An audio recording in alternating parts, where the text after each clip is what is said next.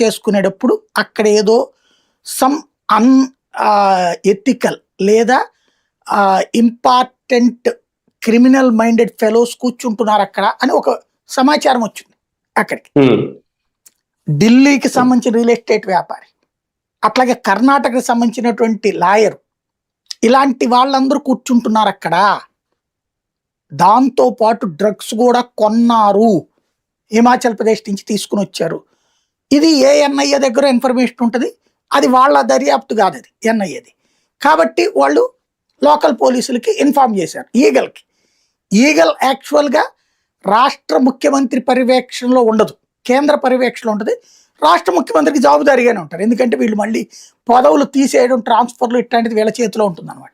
అందుకని ఉంటారు. కానీ ఇక్కడ నిన్న వాళ్ళు ఎవరో లాయల్టీ టువార్డ్స్ కేంద్రానికే చూపించారు. అందుకని ఏమాత్రం చెప్పలేదు. నిన్న దొరికినటువంటి ఇష్యూ ఏదైతే పోలీసులు వెళ్ళి వెంటనే వాళ్ళు తెలివిగా కూడా చేసిన పని ఏంటంటే మీడియాకి ఇంటిమేట్ చేశారు. మీడియాలో బ్రేకింగ్లు వచ్చాక ప్రభుత్వం కాపాడలేదు కదా, కాబట్టి వాళ్ళు రైడ్ చేశాక దొరికింది. ఆంధ్రప్రదేశ్లో కూడా అట్లాంటి ఈగలు నడుస్తోంది. అప్పట్లో ఈ ఈగలు పట్టుకుంటే దాన్ని ఎలా ప్రొజెక్ట్ చేసుకొచ్చారంటే జగనే అమ్ముతున్నాడు అన్నటువంటి విధంగా జనంలోకి తీసుకెళ్లారు. అది హోంమంత్రి అంతి గారు తర్వాత కూడా కొనసాగిస్తున్నారు. అదే ఇప్పుడు జరిగింది, తెలంగాణలో జరిగినటువంటిది. వాస్తవంగా ఈగ